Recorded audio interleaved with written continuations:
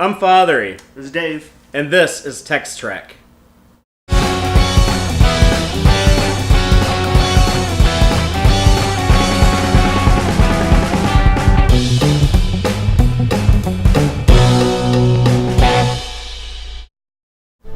So we are here to talk about the fall finale for Star Trek Discovery Season 1. Yeah, their first fall finale. Yeah, this is the 9th episode of Star Trek Discovery, Into the Forest I Go. Big shit went down. This is probably the biggest episode since Episode 2, The Battle of the Binary Stars. Right.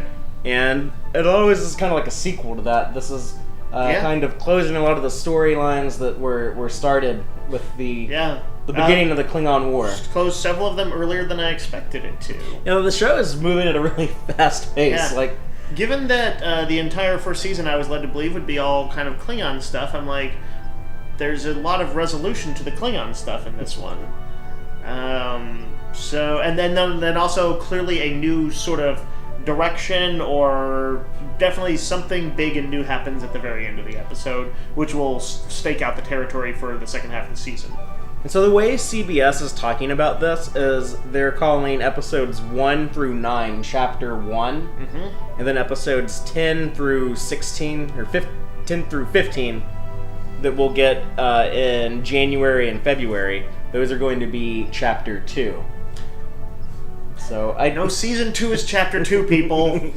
No, Season 1 is Chapters 1 and 2. Son of a bitch. Yeah, it's kind of weird, but I really liked this episode. Because I like the British style of TV where you might have like 3 or 6 episodes or something like that, and that's the season. I don't really care. They're clearly trying to...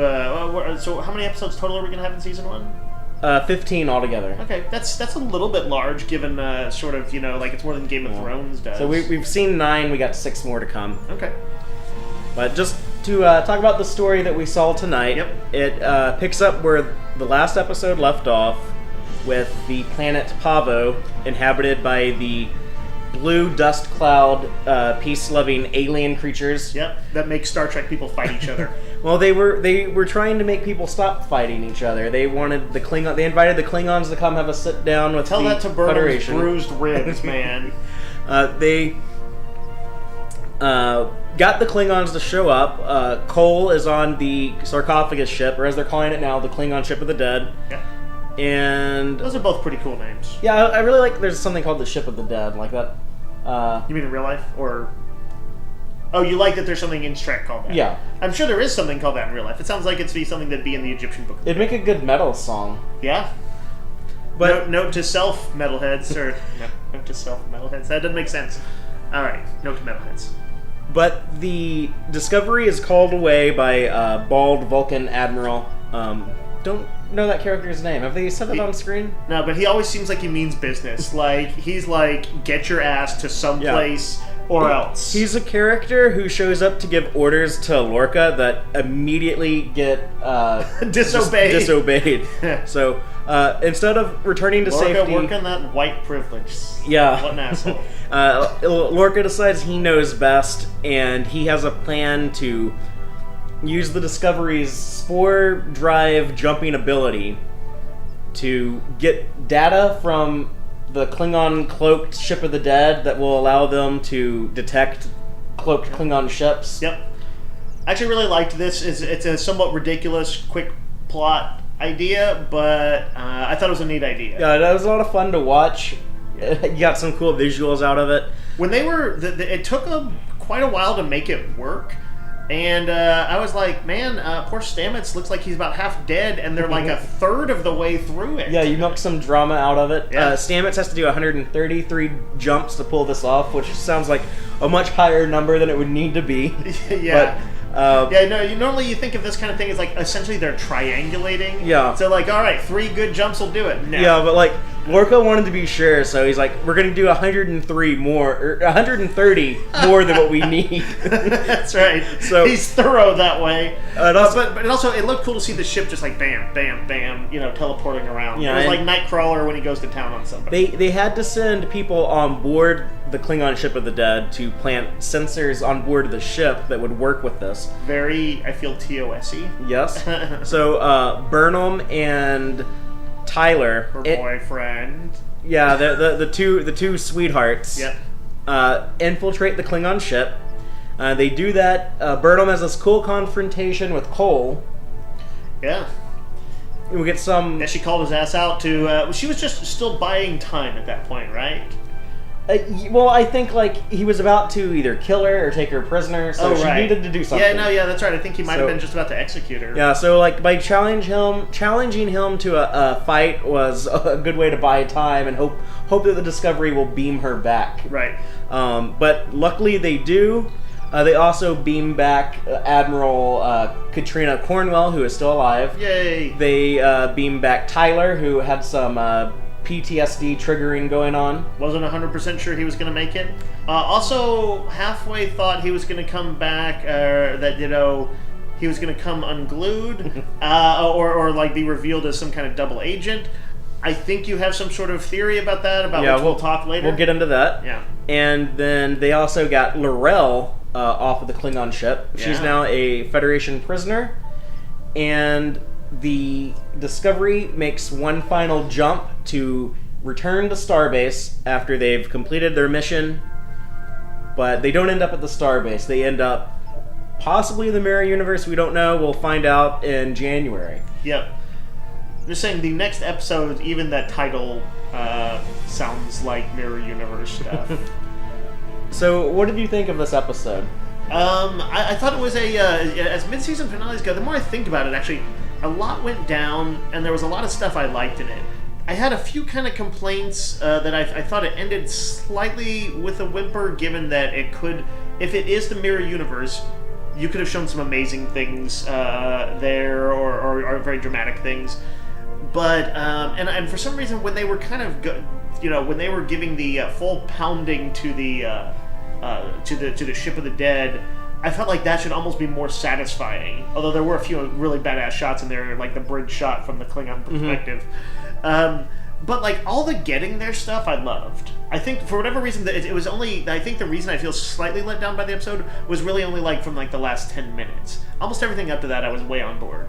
Yeah. Overall, very good episode. And it did feel a little cumbersome there towards the end because they were trying to both bring closure to so many things and also set up so many things. I was kind of shocked by how many things got closure, or clearly we're about to enter a stage 2 of the relationship.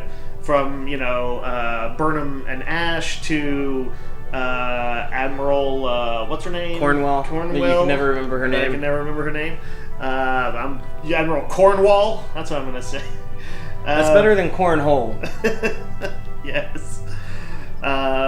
They moved to a new direction. Stamets is probably moving to a new direction. They did finally he got his big moment with his boyfriend. The first man-on-man kiss in Star Trek history. Yeah. Only took 51 years. Dr. Culber, is that right? Yeah. Okay, I'm still trying to get his name straight in my head. But anyway, so yes, broadly speaking, happy with the episode. Minor criticisms of the sort of the last few minutes. Yeah. Where were you at? That's pretty similar to the page I'm on, but the things I liked in this episode, I really liked. Mm-hmm. I know I say this damn near every podcast where we talk about Discovery. Yep. But this is probably my favorite episode of the show so far. Yeah. The last few episodes have felt so much more Star Trek-ish than the first few. Yeah, it's interesting, and I really felt how much that it could change like, that fast. Yeah, and the even Lorca kind of felt like a little bit more traditional Star Trek captain when he's having these conversations about. Well, when he was talking Stamets into doing what he did, I was like, Stamets, are you falling for his line again? You know this guy will screw with your head anyway. But it spoke to. If it was an act, it was an act that sounded like a more traditional Trek captain, and I did at least partially believe him when he said, hey, we don't want to leave this alien planet, that's a peaceful, defenseless planet to just get, shredded by the Klingons. He was saying very classic Trek kind of things. So even if some of that was an act, or at least partially a front, it was pretty Trekky. Yeah, and I think Lorca does have like a hint of that Star Trek ethos, and that like he sees himself as the warrior, not the explorer, not the scientist. Right. He's mentioned several times how like I have this ship full of these wide-eyed scientist pussies. I need to make them into fighters. We got a war to win. But I think he just feels like it's necessary to have someone like him that. In Firefly, the movie Serenity. Yeah, that's exactly what I was thinking. Yeah, who's the agent guy? Chiwetel Ejiofor plays him. Yeah. Are we talking about the same thing? Yes. Yeah. He's a guy who at the end might say, if there was peacetime, he might say, I don't have any place in this world anymore. I'm a monster. I'm just going to disappear. Yeah. I could see Lorca being that person, where he does have this code of honor of sorts, and is certainly truthful about wanting to protect his own, but is also kind of a monster. And we saw it in episode 4, where they had the dilithium mining planet, Corvan 4, I think, or Corvan 2, and he was really worried about like getting there to save that.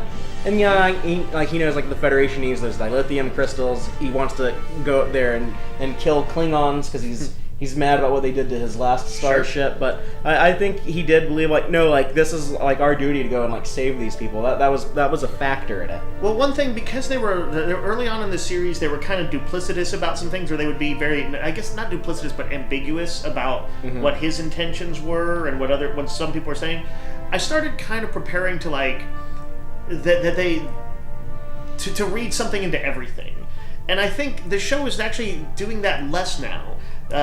Characters tend to be sincere in what they say. So, for instance, L'Rell confessed that she wanted to defect to the Federation. Do you take her at her word or not? I think there might be more to that, but she definitely wanted to get away from Cole, and she disliked him. Right. But yeah, early on, like I feel like more characters though are saying things like that where I would have normally found it ambiguous, but now I'm kind of taking them at face value. The first episode with Lorca, episode 3, I thought that he was going to be set up to be like the big villain, or at least like the big bad guy for season 1. Right, like he would be like doing increasingly horrific wartime stuff. Yeah. Like go just execute all of them. We don't need these prisoners. And you'd be like, oh, they really need to rebel. They better do this by the finale. But instead, he's almost shaping up to be a stronger guy. He did do a really nasty thing with the Admiral. Yes. That came out wrong. He did try he did that too.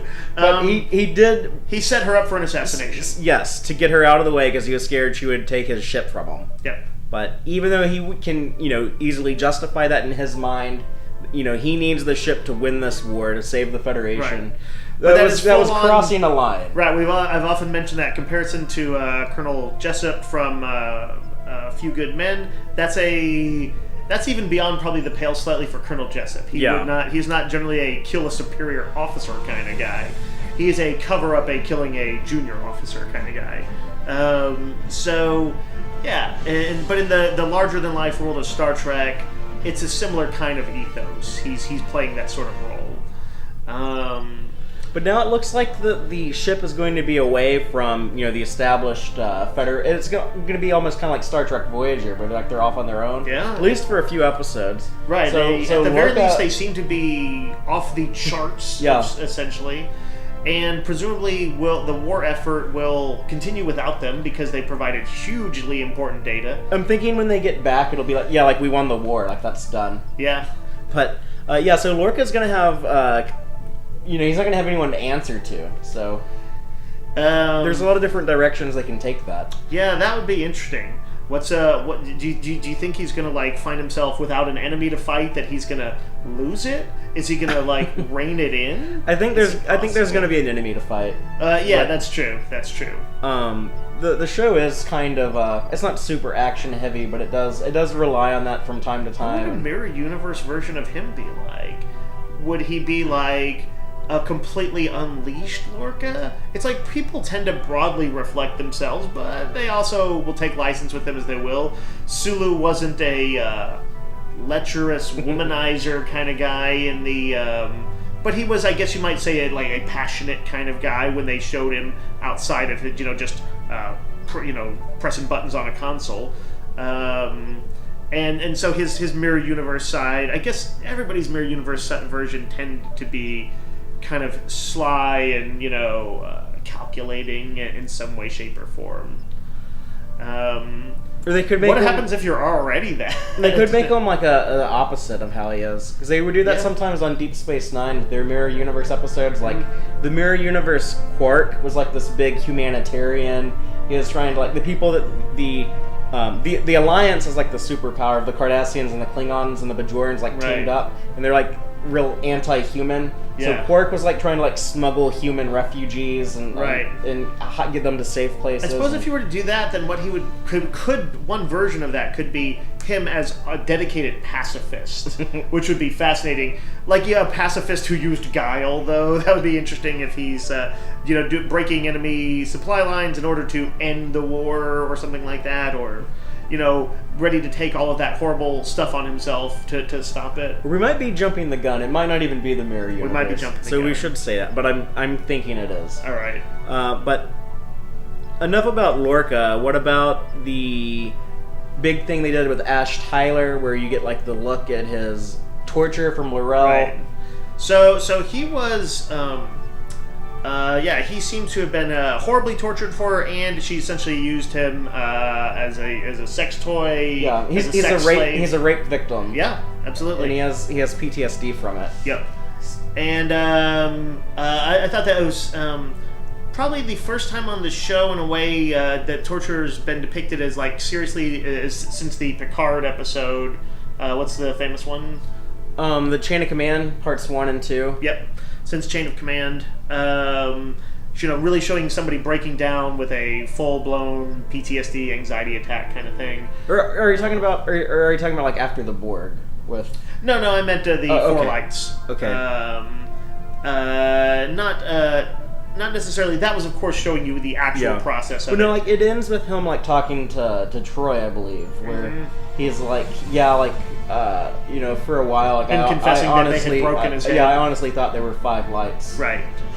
And that's.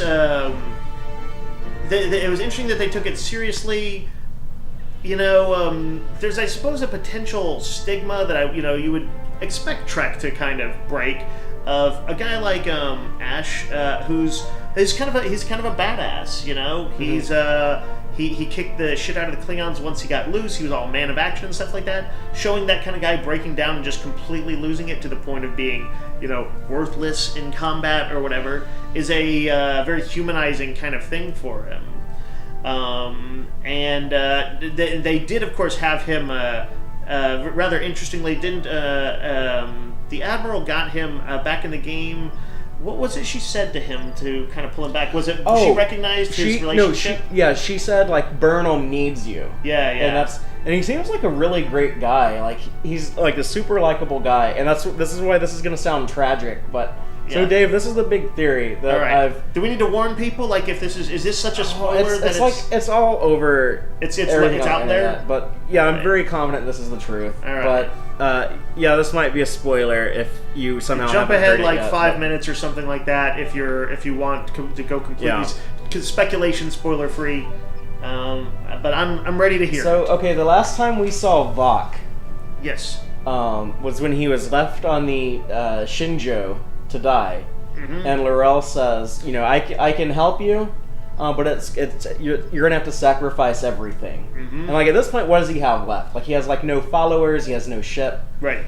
Okay, so the big theory that I came up with, and then I saw a bunch of other people online were thinking this, but Vok was actually surgically altered. Like they did in The Trouble with Tribbles. Yeah. And he is Ash Tyler. Interesting. Interesting. And I think Ash Tyler doesn't know that he's Vok. So I think this great guy he's got that he is, essentially like in the style of the replicants in Blade Runner or any number of sleeper agents, Cylon concepts. He does not know who he is. Yeah, and like he's a good guy for Burnham to have as a romantic interest. He's a good soldier. He can go. Out of curiosity, do people think that he's a completely invented personality? Well, he did seem to have like. A history on Earth. Yeah, right. like Lorca looked him up, and he was like, "Yeah, I guess you're from Seattle," and all this stuff. So I'm thinking he was somewhat. There was a real Ash Tyler who died at the Battle of the Binary Stars, right. And they just surgically altered Vok and then programmed him with this personality. That's interesting. I think you may well be right. And so the argument would be here when he's reacting to L'Rell that he's reacting to I think he's remembering when he was Vok and he was actually having sex with L'Rell. Like normal sex, not rape sex. And that's why L'Rell seems, when she sees him in this episode, she's by the way, that's a horrible term, and I feel bad for even having said that for not being raped. But the scene at the end where she's in the brig, and she's like, she says something to the effect of, I won't let them hurt you, or something like that. At the very end of this episode? Yeah. What did she say to him? She says something like, I'll protect you, or I won't let them hurt you, or something like that. And she said that to Ash. When he goes and looks at her behind the force field. I think I was expecting sort of like what the very red herring that, if you're right, they want us to think is like, oh, is he going to go and kill her or think about killing her? That's sort of the direction is that his PTSD might take.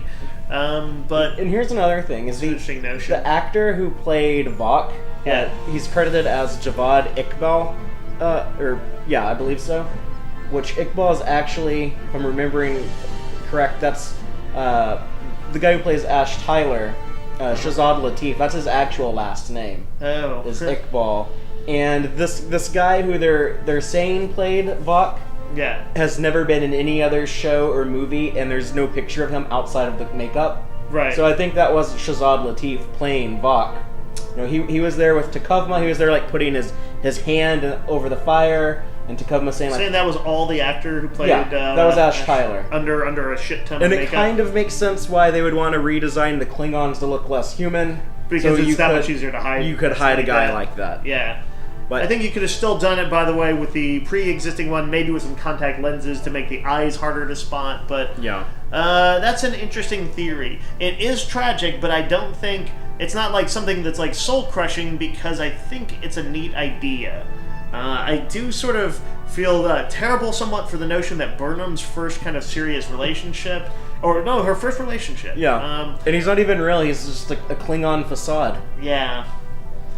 Unless somehow there is a real one, and they are, that is literally his, and mind engrams or whatever, overlaid in there for purposes of the spying mission, they brain scanned him or whatever, and it's not just some tapes, but actually there is a guy in there somewhere. You said brain scan. In Errand of Mercy, Kor had the brain shifter, the brain sifter, whatever or the brain ripper if you turn it up to 11. That he was telling Kirk and Spock about I'll learn your secrets with this machine. Right. So you think, that may be, that's the colloquialism for something we're going to see used in more subtle ways. Yeah. And we should also talk about the sex scene / rape scene flashbacks that we saw of Ash and L'Rell. In the first time we ever saw female nipples on Star Trek. There were some chilly episodes on Next Generation. Well, unclothed. Oh, right. And revealed in other goodness. An exposed female nipple. I told you. Lorca and Cornwell were the gateway to further as they trip down the path to nudity. Still no nude Saru. No, we're getting there. We've only seen threat gangula, but a lot of us want to see threat genitalia. But something else is rising on me, Burnham. Well, we did see Klingon boobs tonight. Yeah. So that's an exciting development in Star Trek history. They've dropped the F-bomb. We've had seen mutilated Cronenberg-looking dead bodies. Yep. And we've had Klingon tits. Yep.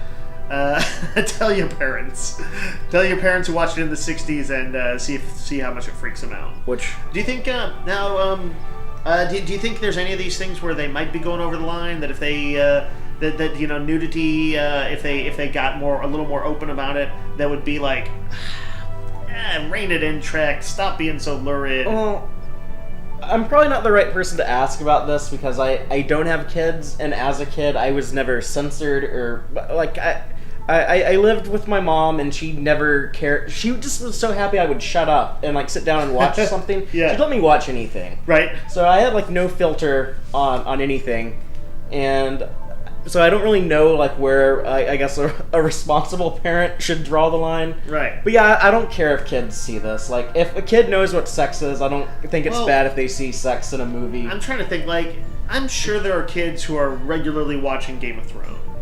And that has really more for violence, a level of intensity rarely seen. When they cross over sex and violence is like when the show is at its most heinous. And I'm trying to think. Kids are watching Walking Dead, but that's probably really more violence as well. Even there, I usually find that kind of kids know their own limits. I don't actually know. Something I'm not sure about, like sort of demographic-wise, who's watching Discovery? Mostly old school fans, a lot of new people, some new people, any kids at all, really? Or do kids not care about Trek anymore? I do kind of wish that it would be a little bit more accessible for kids because just because I got into Star Trek at a super young age. Right. And that really had a... Now, would you have gotten into this at a super young age? Yeah, I would have liked it. But there is something. My mom would not have paid for CBS All Access. Right. And there is a special appeal, and I think maybe more for kids with those done-in-one episodes. That you get kind of closure immediately. You don't have to.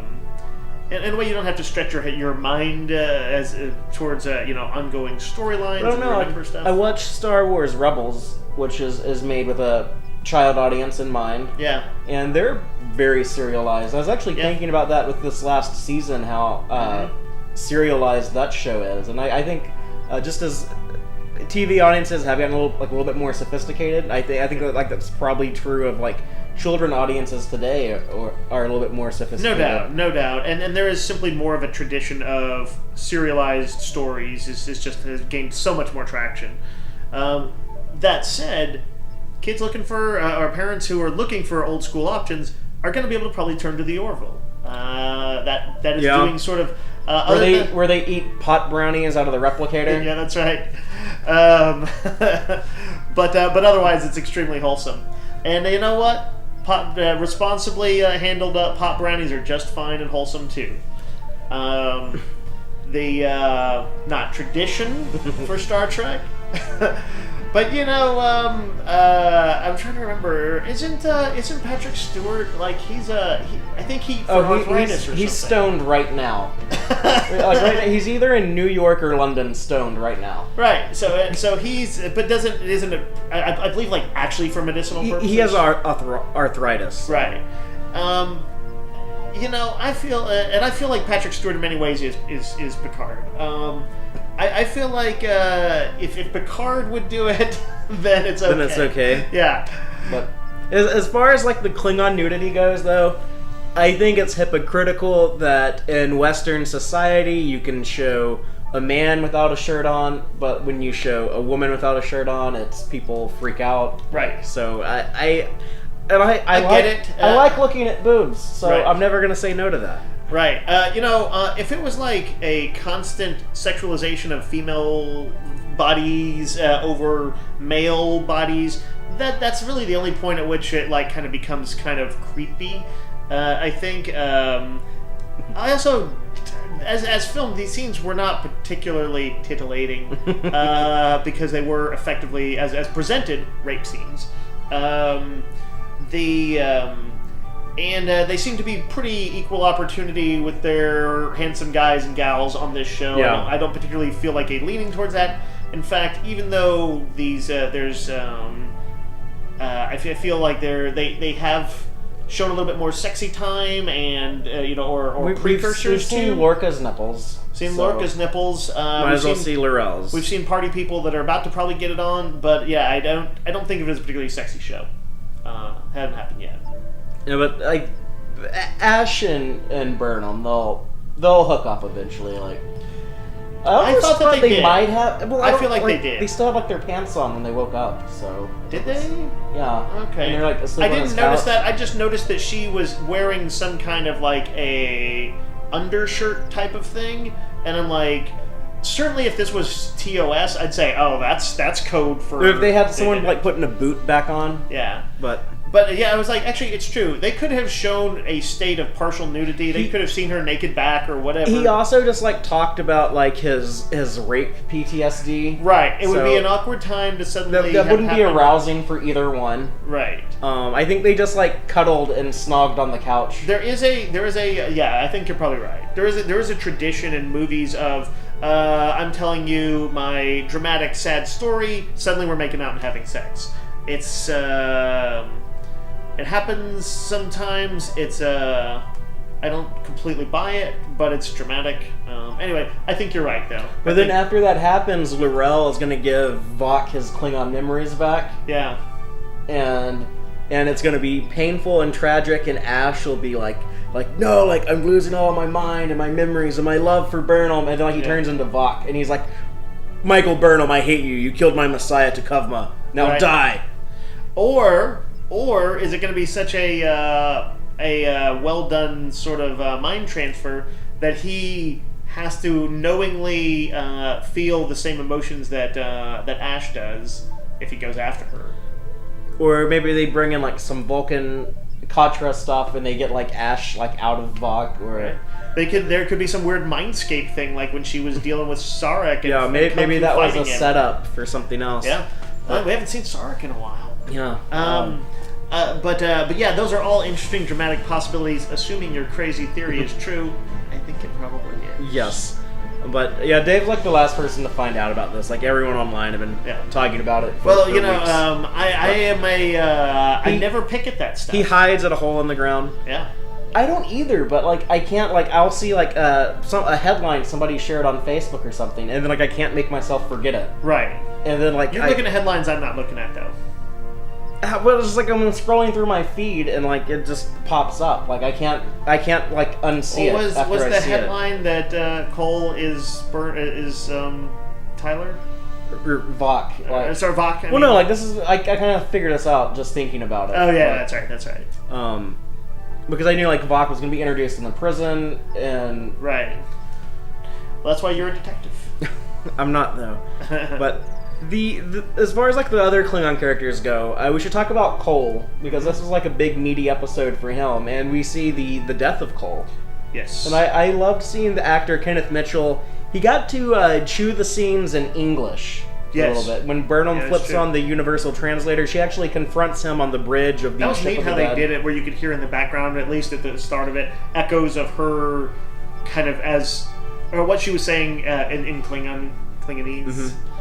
There was a Hunt for Red October kind of thing, where like but not exactly like that, but they found a way. Hunt for Red October very cleverly showed you that we are going to be showing you English because that's what you're going to understand best, you, the audience, but we mean you to understand, to realize this is in Klingon. Yeah, and even before he started speaking English, though, I said in Klingon. I meant in Russian, of course, in the movie. Yeah, but like even before Cole started speaking English, I love like some of the diction he was using with the enchanted ship. Oh and like stuff like that. Right, his sort of disdain for the discovery, but kind of using these sort of I don't know, like fairy tale tones to describe it. And I'm not sure why Burnham felt the need to explain a universal translator to Cole, because Klingons were exposed to translator technology on the Enterprise. But I love. You think that was really more for the audience? Yeah, I guess because it was like the first time they ever had like Klingon speaking English on the or being translated like that. They wanted the big show. Dramatic moment to go ahead and be in English and not something you had to read subtitles for. But I liked the way that Cole responded to that, where he said, "All I see is another attempt by humanity to rob us of our identity." Right. He was like super offended, like you won't even like let my you're coming after our Klingon culture so much that you won't even let me sound Klingon to your ears. Like that's so insulting to me. That's an interesting idea because I don't think anybody has ever discussed the universal translator in essentially nationalist terms. Yeah. But it certainly has a poignancy at the moment. What was it? Yesterday, 60,000 nut bar nationalists marched in Poland, these are scary times. They, I read what their fears were, and it was like a cross. It was like somehow anti-Semitic, anti-Muslim, homophobic. It was like all of that stuff simultaneously, and like just the most freakish collection of conspiracy and paranoia. Yeah, the people threatened by any type of multiculturalism. Right. It's interesting. She also brought up, by the way, she's like, I heard you were supposed to be honorable. Yeah. Is that the first time we've really kind of heard that discussed on the show? Takuma talked about honor. Okay. When he actually to Cole. Mm-hmm. But yeah, I love that she called him on his shit because like he has done some dishonorable things, and that's kind of a complaint I see online. He sometimes. didn't bomb any corpses, but that's straight up Federation style, yo. Yeah, I'm still okay with that. I would do that too if my ship and my crew were in danger. I would have no problem doing that. Yeah, but you couldn't cut it as a Starfleet captain; they wouldn't have you. Yeah, that's true. Well, you get to be a detective in San Francisco when they need a detective for an episode. I wouldn't be able to make it through a semester at the academy. I'm not a very good student. But I would drop out because I'd be too busy watching whatever the equivalent of like if people who watch Star Trek now, like whatever form of entertainment they have instead of that. Right, sure. I'd be too involved with that to like do homework. Is it whatever Harry Kim watched? You're talking about Captain Proton? Yeah. That was Tom Paris. That was Paris, right. No, but the fight with Burnham and Cole, I like that because the last time she was on the ship, she saw Captain Georgiou die, and she assassinated Takuma and started this war. Yep. And here she kind of like plays a big role in ending the war. Mm-hmm. So it is kind of a little redemption stuff. I just love how like nasty they made Cole, where he's picking his teeth with the or I guess it's not a comm badge, but just like the Starfleet badge of Philippa Georgiou. Yeah. And they had mentioned in a previous episode, they had basically made out that he had consumed her. Well, no, that was Vok and L'Rell that ate her. Right. So Cole wasn't there. But. That's right. But we know that this is that's kind of a Klingon-y thing. But yeah, and she basically says, like, you're not honorable, you took over this ship. I know that this wasn't your ship. I came here and killed Takuma. You weren't here. And, fight me. And she's trying to buy time, stay alive, but that, it was cool that they could use her Vulcan martial arts, the Susmana stuff. It was a pretty good fight. I felt that it was as depicted. He was like constantly pressing her. She was barely holding her own. Yeah. Which in a dramatic fight with somebody who's I'm going to say a big boss character. Yeah, he's a boss level bad guy. You want that to be the case. You don't want it to be like, oh, the hero's just going to kick their ass or whatever. Yeah, and she only got out of that alive because she was beamed out at the last minute. Thanks to Lieutenant Stamets' sacrifice and making all those spore jumps, they were able to find the location of the cloaked ship and by the way, when they unload did that, on it. when they did do that final spore drive jump, they did show it like visually split into two, and then the two pieces come together. Yeah. Again. So always, whenever they do the spore drive, there's a visual, blurring and spinning and all that stuff. But this was definitely different. Yeah, this showed the ship kind of like it split into two and then came back together. Again with like that mirror type of imagery where they've shown like visual references to mirrors or reflections like the entire, or sometimes like less literal stuff. Chapter 1. Yeah, sometimes it's very it's symbolic, like the very symbolic. Like the tardigrade was a reflection of Burnham, and or Through the Looking Glass, which she was one of her childhood books. The Alice in Wonderland book. Or it was like this more literal thing, like what was it? Stamets turned from a mirror, and his reflection took a minute to turn. Yeah, that was super literal, but yeah. So we could just like talk about Stamets a little bit. So we learned in the last episode he's having like these weird side effects from the spore jumps. He doesn't want his partner, Dr. Colbert, to know about it. I love Tilly's accidental reveal of that. Just having, she's like, yeah, I'm sure you've told him. And then there were great looks from both. What's the doctor's name? Hugh Colbert. Say it again. Hugh Colbert. From Colbert, and then also a great look from Stamets. If looks could kill kind of moment. Yeah, it was. And then Stamets is sleeping on the couch tonight. Yes, and then there was. She sort of did didn't she mime "I'm sorry" or "sorry," kind of like that. I don't remember her reaction. She definitely at some point she knew she fucked up. Right, when he gave her the look, she said she clearly mouthed some words, and I think it was like sorry, kind of like but yeah, it was it had some weight to it, and at the same time, he needed to tell him. It's trying to carry that all on his own or whatever. I mean, he said they showed it in the previously on. He was worried about what would how all the multiple bad ways this could go for his boyfriend if he found out. But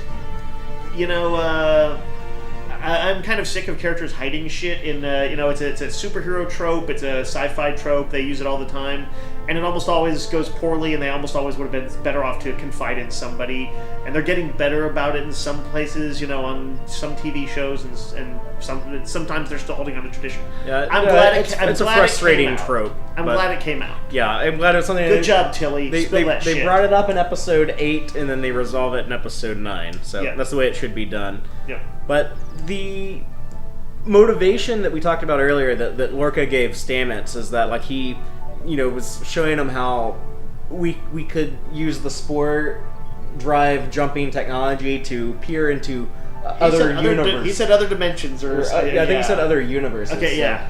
And then Stamets, being the explorer at heart, he was like, yeah, I'll put my life on the line. I'll do these 133 jumps, not only to win this war, but also for the future of our exploration. Yep.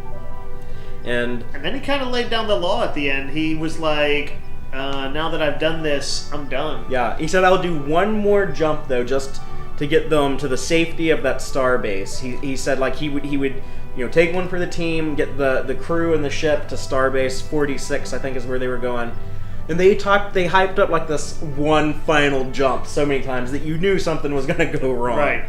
But he's 1 week to retirement. He's got his yacht picked out. I lost my train of thought. The one last spore drive jump. Right. Man, I don't know what I was going to mention about that. He did that weird thing with his eyes, though, after they make this jump to we don't know where it is. Right. Well, I was going to talk about how he had been through, that way he laid down the law, told Lorca that this is the last of it. Lorca gave him an honorable okay. He's like, you did your time, you served well. And, there were questions on the show about why aren't they using spore drives all over the place in the future? Well, clearly it's actually not super easy to do it. You have to either torture an animal to do it or destroy a person's mind. And I suspect there's illegal eugenics, because they had to genetically alter Stamets to give him tardigrade DNA. Right. One of the very reasons why he didn't want Dr. Colbert to have to reveal his role. Yeah. So there's already enough reasons why it might not ever be seen again. But also they did as far as that was the one secret weapon they had at the time. Well, now they have a second secret weapon. They can pierce the cloaks. That said, have they ever explained why the Klingons it's kind of annoying to give them the cloaks as their big thing, only to take them away, and then also knowing that they'll get them again, knowing that they'll get them again by Kirk's time. Yeah. So It's not a huge complaint. It's just a little bit. No, but it feels a little lazy. I'm glad you brought that up because people will complain about this, and I'll say like, "Oh, this is like continuity breaking." But and I think the Okudas even mentioned this in the Star Trek Encyclopedia, like something that like they come up with is that we should assume that cloaking technology is evolving constantly because people are always finding ways to detect cloaked ships. Right. So people are having to develop better cloaking. Like there might be spans devices. of like a few decades where there's just no tech that can't be seen through, and then suddenly somebody will pull it off, and then it's they're like, oh shit, we got to watch out for that again. Well, I think that they came up with this to explain in Star Trek VI, which is set in Kirk's time. It's in the 2290s. There is a prototype bird of prey that can fire when cloaked. Right. But we know, like, later during Picard's time, we see Klingons and Romulans cloaking all the time, and they still can't fire when cloaked. Right. So how did that come about? And the idea that the Okudas came up with is that, like, well, it uses the older style cloaking device that people eventually figured out how to detect. Right. So then they had to come up with like a newer cloaking device, and with the newer one, it's still cloaked, you're still hidden, but you can't fire weapons. Right. And it was just part of that technological evolution. It makes some sense, but I don't think it's too hard to push that into place. Yeah. I had a question about the speaking of Klingons, though. Broadly speaking, one of the intents of the show that they spoke about in any number of interviews and things was to kind of give us, show more Klingon culture, Klingon perspective on the war. For some reason, I kind of felt like I didn't really feel like I got that much insight into the Klingons. I don't think we're done with them yet. With L'Rell, I think there's still more to go. I mean, clearly there's still more to go. Yeah. But they're sort of, other than seeing this as kind of a nationalist sort of offensive for them, and a chance to kind of regain their pride and all that. I don't know that we've seen any great deal of sophistication. I guess that's I kind of had hoped to see more Klingon politicking almost, nuances within that. The show actually does paint with pretty broad strokes sometimes, even though it can be very subtle. But it generally moves with it's not too. It's not gonna, we're never going to have long conversations that are not sort of moving the story forward in strong ways. Yeah. So a next gen style debate table thing is probably not going to happen. Yeah, and I think that's part of the issue both of us are having with this show, with this first. I guess we can call this like the first story arc is kind of concluded now. Yep. The show moved at like a very fast pace. Right. And once they got going, things happened pretty quickly. I would have liked a few more episodes. I would like to see like a little bit more battles, get like explanations on how's the Federation doing in the war. Like I know like in one episode they mentioned it felt a little disjointed where they would just suddenly be like, oh, we're winning, oh, we're losing. Yeah, so like if I could actually if more show and less tell, then right. It would have been nice to have a sense of that rather than them having to just explicitly see it.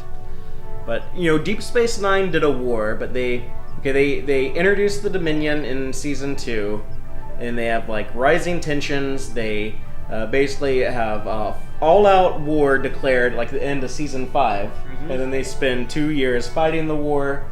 We see it go in, the Dominion's winning for a while, then like the Federation and Klingons are winning for a while, then eventually they win, and it's like a big deal. Right. And there's specific battles that have like big consequences, and both sides get new allies, and you have the whole like galacto-political climate is shifting, culture on Earth is changing, and stuff like that. So. This show did their war, assuming that we're going to be done with the Klingon War now. It did that in 9 episodes, and it wasn't as good. I think what we have to realize in some ways is that and this is kind of that big picture thing you've talked about often. Is like it's hard to judge it on a per episode basis until you see the end. Is what was their goal? Because even though it was set during a war, I don't think they really didn't fully want to make this a wartime show. In some ways, they were resisting it from early on. It still tended to be about characters and ideas. It's at the very least, they weren't shooting for the sophisticated look at war that you got in DS9. I don't know if you've ever seen the movie The Longest Day, which is about D-Day. No, I love that movie. Yeah, and it is famously told from both the perspective of the Americans and Germans. And the French resistance, and the Brits, and the Canadians. And that feels almost closer to what DS9 was doing. I think what they wanted to tell here was it was a war story, but as lens to a very singular crew. Yeah. They wanted to tell dramatic stories about what happened to the crew and how it changed their lives and all that. But, there was, this is one of those things that almost feels weird, but like, I get why they didn't do it. We never saw other admirals really doing much conferring. We never saw, fleets in the battle. We didn't see any other battles really that weren't part of the Discovery other than the Battle of the Binary Stars. I'm wondering how much of that is intentional to keep the Discovery isolated from other Starfleet ships, because they... it certainly had a very unique mission. Yeah, and if maybe some of the stuff on there is like top secret and hasn't been declassified, maybe that's their explanation for why other ships don't have spore drive technology. Here's one of my theories. Well, I guess they don't have it because it's still in development. Well, what I'm thinking might happen is that this ship, I think they're in the mirror universe, so we're going to spend 6 episodes there when the show comes back in January. Yep. And then when they go back to the Prime universe, they get there, but they're in the wrong time. Wrong time. Yeah, like they get there and they're like way in the future or something. Why do you think that? Do you think that... Are you warming to the notion that they're going to end up time travelers? I think that's a possibility, but I think that would explain why the spore drive isn't used again, because they get there and they find, like, in the historical files, they're like, yeah, there were 2 spore drive ships. One, everybody turned inside out, and the other one disappeared and was never seen it won again. the Klingon War and then disappeared. Right. And so we just stopped messing around. The 2 scientists involved with that, Stamets and his buddy Thrall, who is on the other ship, the Glenn. Yeah. Both of those guys are gone. Right. No one else knows how to do this, so we just left it alone. It seemed like a bad idea. Right. And then they are free to pursue their black ops or time traveling or whatever it is that they end up doing on the show. Yeah. That's interesting. I could see that.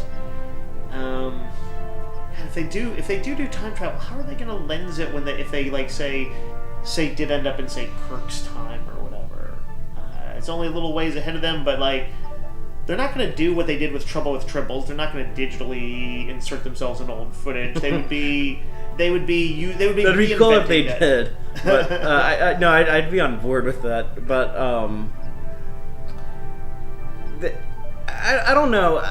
I know a lot of people are reluctant to have more time travel stuff. I don't know why. I love time travel in Star Trek, and I think it has a phenomenal track record with it. But a lot of good stories have been told. I think my big issue with it, and this is probably, I think what some people are feeling, is that they make a point about how dangerous it is. So although they break at that all the time for the sake of good stories, it still feels like something that shouldn't be something where anybody would ever regularly be doing it and consider themselves part of the Federation. But one of the best Star Trek movies, Spock just decides, yeah, we can fly around the sun really quick and go back in time and solve this problem. Sometimes you need a story that you need something to happen fast. And like Kirk isn't like, you couldn't have like done this 6 months ago and stopped my son from getting stabbed to death, you fucking asshole. But don't overthink it. Don't overthink it. I did want to mention something about it. This is a very small thing, and I can't remember if I think this actually might be a credit to the Kelvin movies. When Burnham and Tyler are about to go over there, they kneel down with their phasers. And ready. Actually, they're like doing like this. Yeah, we were pointing that out with the people I was watching the episode with earlier tonight. Okay, it made more sense here. Yeah. Because like they're beaming into a possible combat zone. Yeah. And so you want to be like small targets. Yeah. When Spock did it was because J.J. Abrams thought that would look cool. Yeah. was the only reason. I mean, do you know that? Or is that just your surmise? If J.J. Abrams didn't think that looked cool, it would not have been in the movie. Yeah, so. I think that's probably true. But... Oops. it does look cool. One, it does look cool. And two, especially when they're doing their tactical stuff, it seems like an especially awesome thing.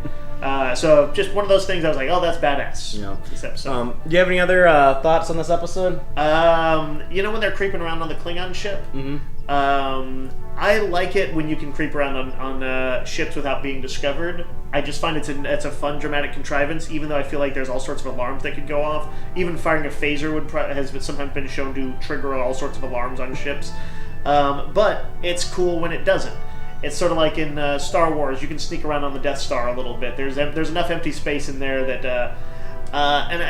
part of it is just seeing that, using what you've got for a little bit of a sandbox. It's a sandbox for kind of adventure and stuff, and a bridge isn't just a bridge. It's also a place where characters can use the geography for hiding and creeping around. And I just thought that was cool to see the characters get to do some of that. Yeah. And I appreciated that they didn't just arrive and just have to start shooting dudes instantly. They can kind of stealth it a little It's a fun trope. It's fun to do in video games. It's fun to do in RPGs. Yeah, exactly. It's a trope that I almost always will support, unless it's, I don't know, maybe Battlestar Galactica or something like that, where I feel like, oh, they should just teleport over, or they should land there and get executed. Let's see if there's anything. The aliens from Pavo? Is that the name of it? I guess they did not want to do a big how we would handle the Organians thing, because those guys never reared their heads again. They were basically like, we turned on the beacon, we turned on the radio, y'all just do whatever you do. Yeah, we brought the Klingons over here so y'all can sit down and talk it out, and oh my god, instead you blew them all up. I did wonder what they thought about that, because I think they're like, we just want to grant universal peace and serenity. Oh, you assassinated them? Okay. Well, back to the drawing board. Let's see. What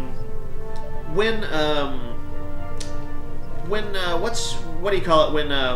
When they took down the Ship of the Dead, it was kind of neat because they were pounding them with photon torpedoes, and they actually saw the screen cracking. It reminded me of the suicide run in Return of the Jedi from the A-Wing guy. Actually, I guess that wasn't a suicide run. That was an accident that took out the bridge, where it's like he literally just flew right through there. It looks like, and you saw fireballs, plasma venting right into, exploding right into it. That was what I would call a definitive death. The visual effects in this episode were great. There were some great shots of the ships. If you're shippy. Yeah, you got to see more of I think the Discovery maneuvering around, and see its kind of lean form, which is kind of cool. It has a neat predatory look. Even some of the calmer moments where it's just showing one of the ships just floating in orbit of that planet. They looked great. There were some long shots where you get a really good look at the ships. Yep. When the camera was panning around the Ship of the Dead, and you're looking into the front part, the bridge area where Cole is, and the camera goes down. You see some of the operators of the ship doing stuff. Stuff like that was really good. That's all I gotta say about that show. So this is going to be it for our Star Trek Discovery talk until January. We're going to mention the name of the episode. Yeah, and I keep forgetting the name of the episode, but I believe it is Despite Yourself. Despite Yourself. Yes. Referring to oneself as if you were spiting your very own self. Yeah, what could that possibly mean? If you were in this strange new place you've never been before, but it's a reflection of the place you just came from. A reflective universe? Yeah, almost like a reflective universe. So, I will be excited to see what they do with that. What tropes will they want to use? What are they gonna subvert? They're not just gonna. I feel strongly that it is not just gonna be characters in goatees that are mean. And we've also decided. Oh man, what if they still have the tardigrade hooked up to it because they're cruel bastards? Yeah, they would probably wring every last bit that they could out of that poor There's thing. a mirror tardigrade that just got tortured to death. Yeah, or it has a little mustache itself, and and it's into the pain because it's a little S&M tardigrade. It's put the nipple clamps back on. I'm not done yet. So we will finally get tardigrade nipples too. The show's not done with nipples either, not by a long shot. Yeah, it can only go up from here. But we decided that the first few episodes, the writers didn't quite have all their shit together. Right. And then after a few episodes... That seems to be like what we kind of heard from behind the scenes stuff. And it sort of fits with what we've seen. So I'm looking forward to seeing that, okay, here's like the next story arc that they've come up with that they actually created like after they got their shit together. Right, so. And they will probably have, pretty cemented ideas of how they want to use the characters and the tone of the show and stuff like that. All in all, the first Star Trek Discovery story, this Chapter 1 of Star Trek Discovery, better than Encounter at Farpoint. Yes, I would have to agree, but that was my litmus test. By an order of magnitude, perhaps even. And I have to say, at this point, I'm fully warmed up to pretty much all the characters. I don't think there's anybody who I'm I wish they would drop that person. There's not a Neelix, in other words. Correct. I'm fine with Neelix. Dave hates him. I think he's fine. I was okay with Neelix. You like Tolkien, though. He's just think of him as a hobbit. He is a hobbit on a starship. My problem with Neelix is that they didn't, I think, use him as well as they could have. They kept returning to the same jokes. Oh, we don't want to eat your nasty ass food, Neelix. Waka waka. Yeah, there was potential that was untapped. That's all. Keep watching Voyager. All right. When he gives that monologue about the war and finding that child that got fucked up by the weapon that the Harkonians use, yeah. That was a heartstring puller. Yeah, I like that. I like the episode where he thought that he was paralyzed. Yeah, but maybe I like the episode where he was combined with Tuvok. That was awesome. Yeah, Tuvok. Some people hate Tuvix, but I think it was one of the best Voyager episodes. Oh, really? I kind of assumed that it was well liked. Yeah, that was a really interesting episode. I think some people just hate the idea of a transporter can't combine your soul with someone else and create this new identity. That's they're mad at the science of it. They it would definitely be the first time that they had ever done anything weird with the transporter or the holodeck. Anything like that. That's sarcasm. So I understand how those people could be very upset. One of the very first episodes of Star Trek was a transporter splitting Captain Kirk into good Kirk and evil Kirk. So one of the very first episodes. I don't even know why we episode. Installed a morality meter in the transporter. It was probably in retrospect a mistake. We're tangenting right, though. Right. So back on track. Tex-Trek. The next Tex-Trek podcast, this was 29. The next one will be number 30, where we will be talking about the Star Trek Discovery tie-in novel, Desperate Hours. So if you want to be part of that conversation, you might want to read the book.